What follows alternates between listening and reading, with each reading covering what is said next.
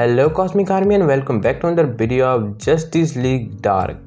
तो ये एक ऐसी स्टोरी थी जो मैं लगभग 1 साल पहले कवर किया था और अब जाकर के इसकी एंडिंग की स्टोरी आई है, तो इसीलिए ज़रा इसे ख़त्म कर देते हैं। द अपसाइड डाउन वर्ल्ड का आया हुआ ये मॉन्स्टर कितना ज़्यादा पावरफुल है ये तो आपने पिछले एपिसोड्स में देख रखा होगा, और अगर आपने वो एपिसोड नहीं देखे तो प्लीज़ जाकर के वंडर वुमन विचिंग आवर की सीरीज़ देख लीजिए।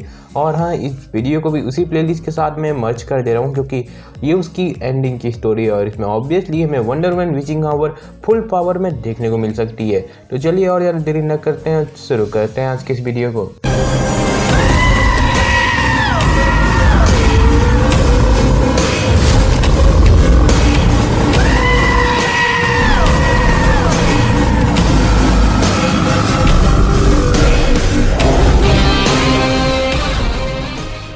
इससे पहले कि मैं स्टार्ट करूँ, मैं आपको ये बता देता हूँ कि इस एपिसोड में एक साथ 3 इशूज़ की स्टोरी है, तो इसीलिए आपको ज़्यादा चिंता करने की ज़रूरत नहीं है। और उसके पहले वाले इशू में हमें देखने को मिलता है कि किस तरीके से John Constantine justice League dark को जमा कर रहा होता है। जॉन कॉन्स्टेंटाइन इस वक्त मैडम जेंडो के पास फंसा हुआ होता है। इसके बाद उससे बातचीत करके डिटेक्टिव चिम्प उसे वहाँ से ले जाता है। जेंडो उन्हें बताती है किस तरीके से अब अपसाइड डाउन के साथ उनकी एक फाइनल फाइट होने वाली है। इस कारण से वो क्रीक के पास जाते हैं और फिर उससे बातचीत होने के बाद वो जाते हैं नई बनी हुई डॉक्टर फेट के पास। और उसके बाद डिटेक्टिव चिम्प कहता है कि आखिर बिना किसी प्लान के हम वहाँ जाकर करने क्या वाले हैं। तब जॉन कॉन्स्टेंटाइन कहता है जताना और उसके पापा जियोनी ने पूरा का पूरा प्लान बनाया हुआ है। वंडर वुमन ने उसे लड़ना अपने सपनों में सीखा है और तुम कहते हो कि हम वहाँ क्या करना है, वहाँ जाकर हमें जाकर के बस अपना वहाँ रोल अदा करना है। तब जिम कहता है तो आखिर हम उस अदर प्लेस में जाने कैसे वाले हैं, क्योंकि उस जगह की चाबी तो वंडर वुमन है और उसके बिना हम वहाँ जा नहीं सकते। तभी कॉन्स्टेंटाइन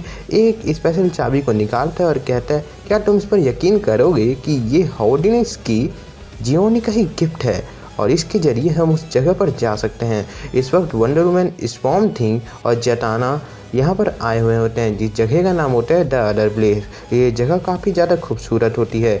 इस वक्त जताना अपने डैड को रिवाइव करने की कोशिश कर रही होती है, पर तभी वहाँ पर स्वॉर्म थिंग के जरिए एक पोर्टल खोल करके अपसाइड डाउन मैन वहाँ से बाहर आ जाता है और उसके बाद वंडर वुमन के ऊपर सीधा वो अटैक करता है। जताना उसके ऊपर अटैक करती है, पर अब काफ़ी ज़्यादा देर हो चुकी थी क्योंकि अब अपसाइड डाउन मैन पूरी तरीके से बाहर आ चुका था, अपनी फुल पावर और पोटेंशियल में आ चुका था, क्योंकि ये रेल्म उसका रेल्म था। और तभी वहाँ पर एक और ब्लास्ट होता है जिसके ज़रिए अब पूरी की पूरी जस्टिस लीग डार्क टीम वहाँ पर आ पहुँची थी। मैडम जेंडो के दिए हुए कार्ड के जरिए जॉन कॉन्स्टेंटाइन कहता है कि मैजिक के फंडामेंटल रूल ऑफ ट्रूथ के हिसाब से जियोनी जेटारियन ने तुम्हें यहाँ पर ख़त्म करने का पूरा बहुत ही बेहतरीन प्लान बनाया था। मेरे सारे के सारे शब्द कुछ ऐसे थे जो कि पीछे तो हटे लेकिन इतने ज़्यादा पावरफुल थे कि यहाँ काम आ सकें। स्वॉर्म थिंग कहता है हाँ, क्योंकि जॉन को मेरे पीछे भेजा गया था कि ताकि मैं इस जगह तक ग्रीन को लेकर के आ सकूँ। डॉक्टर फेट नई वाली कहती है मेरे व्यूअर्स इस पार्लियामेंट ऑफ लाइफ को बैलेंस कर सकते हैं मैजिक के जरिए। वंडर वुमन विचिंग आवर कह रही होती है अपने पुराने टाइम में ये रीजन था कि ये सभी मुझे इस जगह तक फॉलो किए, वो भी बिना किसी क्वेश्चन या बिना किसी डाउट के। अब कॉन्स्टेंटाइन एक और बार कहता है यहाँ पर इस चीज़ की बात नहीं उठती कि तुम किस चीज़ का यूज़ करते हो। चिम्प का देख लो, वो एक ऐसे शॉट को पकड़ा हुआ है जिसके पकड़ने के बाद किसी को भी डर नहीं लगता। तब चिम्प कहता है सिर्फ और सिर्फ बिलीव। तब अपसाइड डाउन में बहुत ही क्रीपी अंदाज में कहता है बिलीव। और इसी के साथ तभी जॉन कहता है तुम्हें लगता है कि तुम्हारा मैजिक बाउंडलेस है, इन्फिनाइट है। ऐसा लगता है तुम्हें कि हेटाची के जरिए तुम्हारे मैजिक को बैलेंस नहीं किया जा सकता और तुम्हें यही ज़्यादा पावरफुल बनाता है। और इसी के साथ अपसाइड डाउन मैन अपने ही बॉडी से और कई सारे चीज़ों बॉडीज़ को निकालने लगता है। इसके बाद वो कॉन्स्टेंटाइन पर एक हमला करता है जिसके कारण वो बहुत ही बुरी तरीके से घायल हो जाता है। कुछ कह ही रहा होता है कि वो बिल्कुल शांत हो जाता है। और तब अपसाइड डाउन मैन कहता है तुमने काफ़ी कुछ कर लिया ना कॉन्स्टेंटाइन, अब बताओ ना यहाँ पर तुम्हें एक अच्छी मौत मिली ना किसी तरीके का रिवॉर्ड। कहाँ है तुम्हारा मैजिक, आखिर कहाँ है तुम्हारा बिलीव। और ये वाला इशू यहीं पर ख़त्म हो जाता है। 2076 की शुरुआत में ही हमें देखने को मिलता है कि जॉन कॉन्स्टेंटाइन अभी नीचे गिरा हुआ था। जताना उसके पास थी और सभी के सभी जस्टिस लीग डार्क के मेंबर्स उसके पास आ रहे होते हैं और इस वक्त जस्टिस लीग डार्क के मेंबर्स इस वक्त जॉन कॉन्स्टेंटाइन को संभाल रहे होते हैं। तभी अपसाइड डाउन मैन कहता है क्या तुम सच में सोच रहे हो कि तुम जीत रहे हो। तभी कॉन्स्टेंटाइन बड़ी मुश्किल से कहता है तुम मेरी बात सुन नहीं रहे थे ना, तो सुनो हमारी बैटल जो है वो बिलीव्स पर है। तुम सोचते हो, तुम बिलीव करते हो कि तुम्हारा मैजिक इन्फिनिट है, और हम बिलीव करते हैं कि हर एक मैजिक का कॉस्ट है जो कि हमें कभी ना कभी चुकाना पड़ता है। और तुम इसी बात से डरते हो क्योंकि हमारी रियलिटी का ये मैजिक तुम्हारी रियलिटी और तुम्हें दोनों को ही इन्फेक्ट कर रहा है। और तुम्हें तो सच में शुरुआत से लगता है कि ये एक क्रिस बंदा जो साला फ्रेंच कोट पहन करके घूमता है वो तुम्हारी बात लगा सकता है।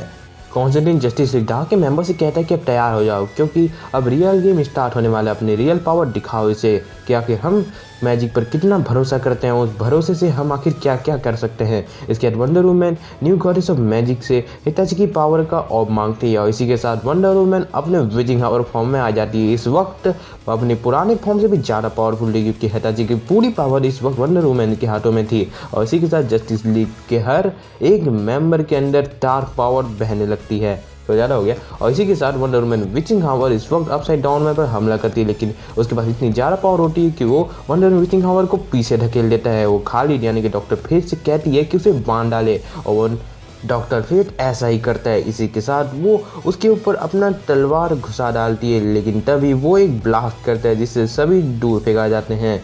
वो खालिद कुछ देर और उसे ऐसे ही पकड़े रहे। इसी के साथ वंडर वुमन विचिंग हावर उसके अंदर उस तलवार को घुसाई जा रही होती है। इस वैम थिंक क्रिक के एक डिवाइस का यूज़ करके अपने बायोमेट्रिक्स उसमें मर्ज करके अपने आप को सेक्रीफाइस कर देता है। वहाँ पर ग्रीन लाइफ को फिर से क्रिएट कर देता है जहाँ पर कभी भी पहले लाइफ थी नहीं, और इसी चलते वो सेक्रीफाइस कर देता है अपनी पूरी की पूरी सोल को। इसी के साथ wonder woman upside down man से लड़ते हुए कहती है, देखो ये कितना खूबसूरत है, क्या तुम्हें महसूस नहीं हो पा रहा? स्पर्म थिन ने अपनी पूरी बॉडी को सेक्रीफाइस कर दिया यहाँ पर एक नई लाइफ क्रिएट करने के लिए, जहाँ पर कभी भी रियलिटी में चेंजेस भी नहीं हुए थे और ना ही कभी यहाँ पर लाइफ हो सकती थी। पर फिर भी ये एक नेचर का लॉ है, अगर तुम किसी चीज़ को चेंज करते हो तो उसी के साथ तुम्हारे साथ और कुछ भी चेंज होता है। तभी वंडर वुमन की बात को काटते हुए अपसाइड डाउन मैन कहता है, मैं तो बस ये देख पा रहा हूँ कि कुछ छोटे मोटे कीड़े मुझसे लड़ने की कोशिश कर रहे हैं, और मैं तो ये भी देख पा रहा हूँ कि अभी कुछ बच्चे रोने भी वाले हैं। और अपसाइड डाउन मैन सही था। इस वक्त नाबू के हेलमेट के अंदर खालिद काफ़ी ज़्यादा कमज़ोर हो चुका था, लेकिन इसी वक्त नाबू वहाँ पर आ जाता है और वो उसे कहता है कि तुमने बहुत बढ़िया किया, तुमने अपने पावर्स के बियॉन्ड जाकर के जो कुछ मैं नहीं कर पाया आज तक तुमने वो कर दिखाया। और इसी के साथ नाबू और डॉक्टर फेट खालिद से बाहर आ जाते हैं, एक्चुअली हेलमेट से बाहर आ जाते हैं, और इसी के साथ नाबू अपनी पूरी पावर को कैंट को दे देता है। और उसके बाद वंडर वुमन विचिंग हावर से कहती है, अब रुको मत, तुम्हें जो कुछ भी करना है कर दो, मेरे जरिए भी तुम्हें जाना तो जाओ, उसे जल्दी मारो अपनी पूरी पावर यूज़ करके। जजाना देखती है कि उस पावरफुल अटैक के बावजूद उसे कुछ भी नहीं हुआ था, उसे बस कुछ छोटी मोटी चोटें ही आई थी, और वो कह रहा होता है क्या यही था, तुम्हें इतना सब कुछ किया सिर्फ और सिर्फ इसके लिए? जताना ये सब की ओर देख रही होती है, वो सभी के सभी इस वक्त गिरे हुए होते हैं, और बस उसे तभी एक चीज़ याद आती है कि उसके डैड ने उसे कहा था कि मैं तुम्हें याद दिलाना चाहता हूँ, मैं तुम्हें याद दिलाना चाहता हूँ कि आखिर क्या मैंने तुम्हें सिखाया है। तुम्हें बस उन सभी मूवमेंट्स को एकदम आसानी से सोचना है, बिलीव करना है तुम्हें मैजिक पर। और तभी जताना को याद आ जाता है कॉस्ट, हाँ बिल्कुल कॉस्ट। और इसी के साथ तभी हम देखते हैं कि वंडर वुमन अपने लाशों का यूज़ करके इस वक्त अपसाइड डाउन मैन को पकड़ ली होती है, और जताना कुछ स्पेल्स को पढ़ रही होती है। और इस वक्त अपसाइड डाउन मैन कह रहा था, क्या कर रहे हो आखिर तुम? और इसी के साथ वो स्पेल्स को पढ़ते हुए अपसाइड डाउन मैन से मर्ज होते हुए अपसाइड डाउन मैन को सीधा कर डालती है। और जस्टिस लीग डार्क 27 का ये इशू यहीं पर खत्म हो जाता है। जस्टिस लीग डार्क 28 इशू की शुरुआत होती है जटाना और अपसाइड डाउन के माइंड में, जहाँ पर जटाना कुछ स्पेल्स को पढ़ रही होती है। अपसाइड डाउन मैन कहता है, तुम सच में इतनी पागल कैसे हो सकती हो? तुमने ये सब कुछ किया, मुझे मारने की कोशिश की, मुझे हराने की कोशिश की, पर तुम अभी इस वक्त मेरे माइंड में आकर के बिल्कुल मेरे से लड़ने की कोशिश कर रही हो। और ऐसा करने के लिए तुम्हें आखिर कैसा दिमाग लगा है? क्या तुम्हें सच में लगता है कि तुम यहाँ मुझे हरा सकती हो? तब जटाना उसे कहती है कि मैं भले ही तुम्हें फिजिकल फॉर्म में न हरा सकूं, लेकिन मैं तुम्हें उन सब चीज़ों का एहसास दिला सकती हूँ कि किस तरीके से मैजिक का हर एक स्पेल कॉस्ट लेता है। तब अपसाइड डाउन मैन बहुत ही तेजी से हंसने लगता है और वो कहता है चलो मैं तुम्हें दिखाता हूँ कि तुमने कितनी बड़ी गलती की है। और इसी के साथ वो उसके सारे के सारे कॉन्शियसनेस माइंड है, उसकी मेमोरीज है, उसके जितने भी एहसास, उन सभी चीज़ों को एब्जॉर्ब करने लगता है। और इसी के साथ उसका पूरा का पूरा माइंड वो धीरे करके एब्जॉर्ब कर लेता है और वो कहता है कि अब इसके बाद तुम्हारा जो कुछ भी होगा वो सिर्फ और सिर्फ मेरे दिमाग के अंदर होगा, शायद रुकना भी नहीं, तुम बस एक गूंज होगी डार्कनेस में। और इसी के साथ वो अपसाइड डाउन की बॉडी से धीरे धीरे डिसअपीयर होने लगती है और वहाँ पर सिर्फ और सिर्फ अब अपसाइड डाउन ही बचा था। और इसी के साथ वो कहता है ये काफ़ी इंटरेस्टिंग था, पर इस वक्त अपसाइड डाउन सीधा खड़ा हुआ था। और यही बात को देख करके वंडर वुमन को ये समझ आ चुका था कि जताना अभी भी उससे लड़ने की कोशिश कर रही होती है, लेकिन इस वक्त वो सभी को फिर से मारने लगता है। ब्लास्ट के जरिए वो क्रिक और डिटेक्टिव जिम को दूर फेंक देता है। वंडर वुमन को जो उसने पहले ही मारा था उसके पास आकर के कहता है तो अब तुम अपनी हार क्यों नहीं मान लेती। तब डायना उसे कहती है वो अभी तक हारी नहीं है, क्या तुमने ध्यान नहीं दिया कि तुम अभी भी सही तरीके से खड़े हो। और इसी के साथ वंडर वुमन उस पर हमला करती है, जैसे जताना भी अभी भी उसके माइंड में लड़ रही होती है। वो अपने पुराने परफॉर्मेंस को फिर से करने की कोशिश करती है और इसी के साथ उसे बताते हैं किस तरीके से उसे बचपन में एक रैबिट मिला था और उसके बाद उसके डैड ने उसे एक स्पेशल मैजिक ट्रिक सिखाई थी रैबिट के साथ, एक डेड रैबिट को वापस जिंदा करने की टेक्निक। उसने ये तो कभी कर नहीं पाया क्योंकि उसे पता था कि जब उसने उसे पहली बार देखा था उस डेथ रैबिट को, तो उसे उसकी कॉस्ट देनी पड़ी थी। उसने इस मैजिक को आज से पहले कभी नहीं किया था, पर उसे पता था कि आज उसके हाथ में एक नई लाइफ है जो कि खुद ही वॉइस आई हुई है। और इसी के साथ वो उस स्पेशल स्पेल को पढ़ के उसे भी फील करा ही देता है कि हर एक मैजिक की एक स्पेशल कॉस्ट होती है।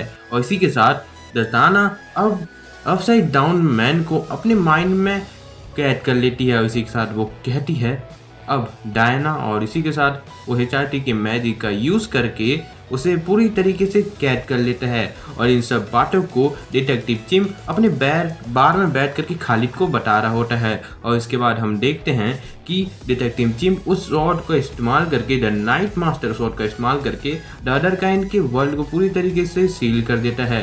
क्योंकि इस बार अपने उस बॉम्ब थिंग को फिर से वापस लाने की पूरी कोशिश कर रहा होता है। और इसके बाद हम देखते हैं कि जटाना के फादर भी वापस आ चुके थे उस मैजिक के जरिए, पर जटाना का प्यार जॉन कॉन्स्टेंटाइन इस वक्त मर चुका था। वो उसके बॉडी के पास बैठ करके रो रही होती है। उसके फादर वहाँ आते हैं और उसे संभालने की कोशिश करते हैं। इसके बाद वो वहाँ अपना सेक्रीफाइस दे करके जॉन कॉन्स्टेंटाइन को वापस जिंदा कर देते हैं। इन सब बातों को इस वक्त खाली सुन रही होती है। और इसके बाद हम देखते हैं कि इस वक्त जटाना डायना से पूछती है अब कहाँ जाना है हमें। इसके बाद वो कहती है कि कुछ भी हो, कैसे भी हो, जितनी भी परेशानी क्यों ना हो जाए, हम रास्ता निकाल ही लेंगे। पर तुम जानती हो ना, खालिद ने भी हमसे कहा था कि रेनियन हाउस में हमें कोई देख रहा था और हर बार जब भी हम इस वर्ल्ड को किसी चीज़ से बचाते हैं और वो लाइट हमें स्काई में दिखती है, पर तुम्हें पता है ना, इन सब चीज़ों, इन सब फोर्सेस ये एटर्निटी से बियॉन्ड कंपैरिजन में मैनिपुलेशन करते रहती हैं और उन सब चीज़ों का एक ही अंत होता है, वो है डार्कनेस। और हम देखते हैं कि एक जगह में एक टोटल ब्लैक शख्स अपने हिसाब से चलता हुआ आता है। तब हम देखते हैं कि वो अचानक से क्रोस में तब्दील हो जाता है और जस्टिस लीग डार्क की यही स्टोरी यहीं पर ख़त्म हो जाती है। आगे की स्टोरी कंटिन्यू होगी एंडलेस विंटर में। वेल गाइस, वंडर वुमन विचिंग हावर की टोटल स्टोरी यहीं पर खत्म होती है। हिटाची की स्टोरी मैंने पहले कवर करके रखी थी जो कि 5 इश्यूज में आपको मिल जाएगी मेरे चैनल पर, और ये स्टोरी है द अपसाइड डाउन मैन की जो कि वंडर वुमन विचिंग हावर से ही शुरू होकर के यहाँ पर आकर के खत्म होती है। तो वीडियो अच्छा लगा तो प्लीज़ लाइक कर देना, अपने सभी दोस्तों के साथ शेयर कर देना। अगर वीडियो अच्छा लगा तो कर देना यार ये सारे कामों को, और जैसे सब्सक्राइब करोगे बन जाओगे एक आर्मी का पार्ट, जिसको मैं कहता हूँ cosmic army. So just subscribe and become a cosmic superhero.